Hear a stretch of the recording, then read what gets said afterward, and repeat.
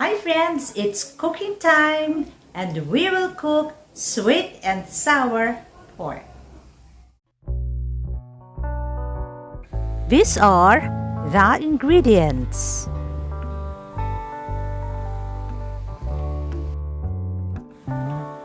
So we will place this thinly sliced pork in the mixing dish. Ayan, and then we will put the other ingredients. You have to put a little salt. And then, lagyan natin ng ground black pepper.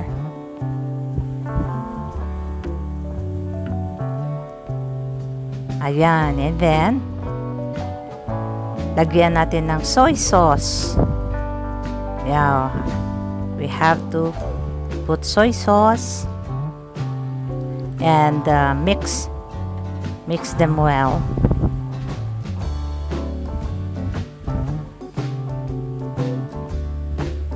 Then after mixing, dadagdagan din natin ito ng egg.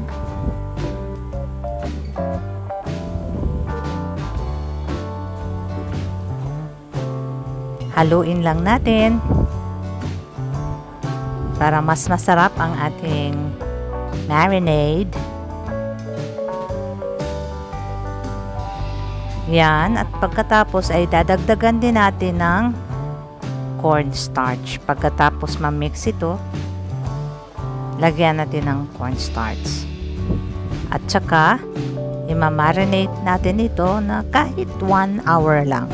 But if you want, you can marinate this one for more than an hour. Yan. So that's the cornstarch. Then you have to mix the cornstarch well.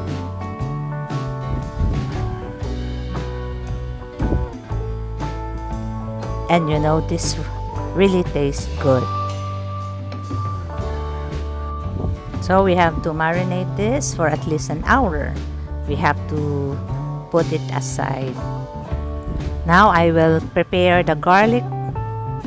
I have to mince the garlic so that the smell will really comes out, if they are minced.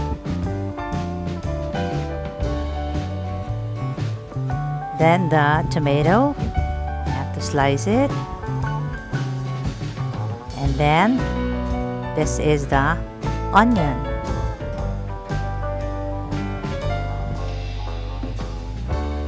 And then bell pepper. I really like to cook, especially when the ingredients are complete.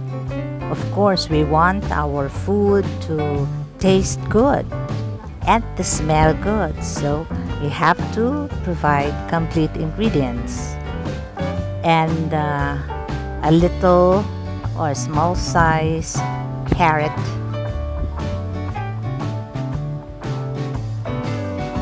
So it's up to you what is the design of your carrot or how you slice it. You have the option. Now I'm done preparing the other ingredients.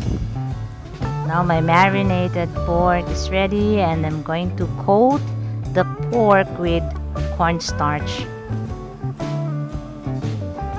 The texture of the meat when coated with cornstarch is really smooth when it is cooked.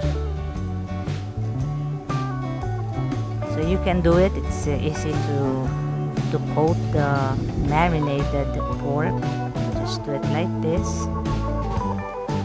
You may also mix cornstarch with flour if you wish, but for me, it's enough for me to have this cornstarch.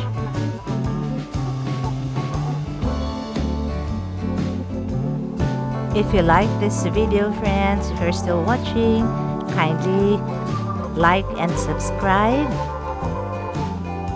And you can also give your comments and suggestions below. Alright, let us now fry the coated pork.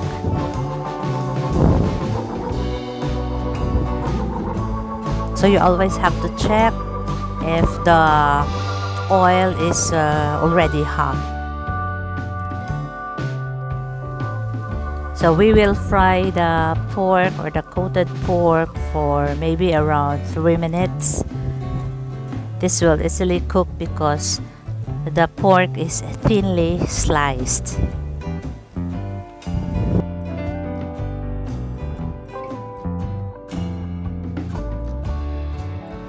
Now let us turn this one the other side to cook the other side, maybe just for a minute or two.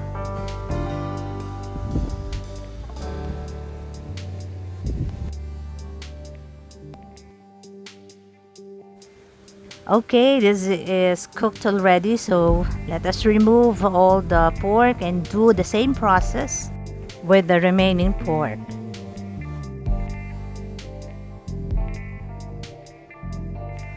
After frying, we have to heat the pan, put oil, and then we will saute the spices.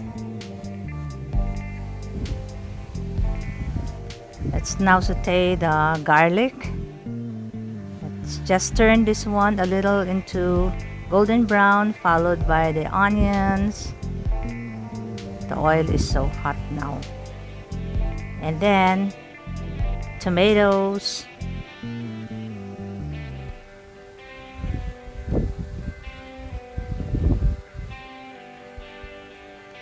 Then let's put water.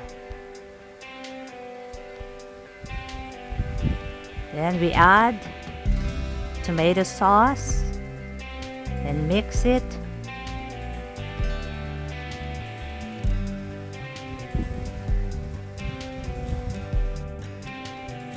Then we put the pineapple juice and sugar. Then we have to mix it again well. Oh, it smells so good. Then we add a little soy sauce and a little salt. It's up to you, no? So according to your desired taste. And then mix it well.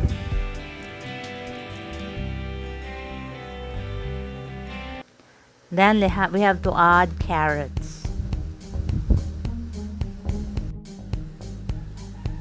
Let us add also the other ingredients, the remaining, the pineapple tidbits and also the sliced bell pepper. And then we have to let it boil, simmer for maybe 2 to 3 minutes. It's boiling now.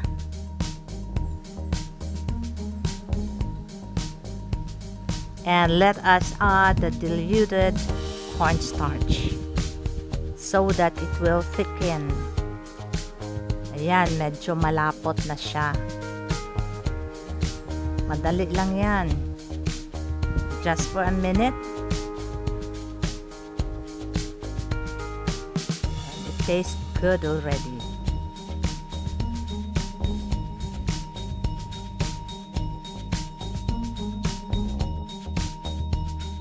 Now this is ready and we have to add the fried pork.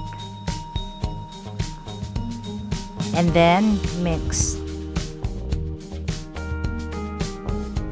I can smell now the aroma of a sweet and sour pork. It looks very delicious. Look at the texture of the pork. It looks soft and smooth. So this is almost ready. We will just let it simmer for another minute and then ready to serve. Thanks for watching. Like and subscribe.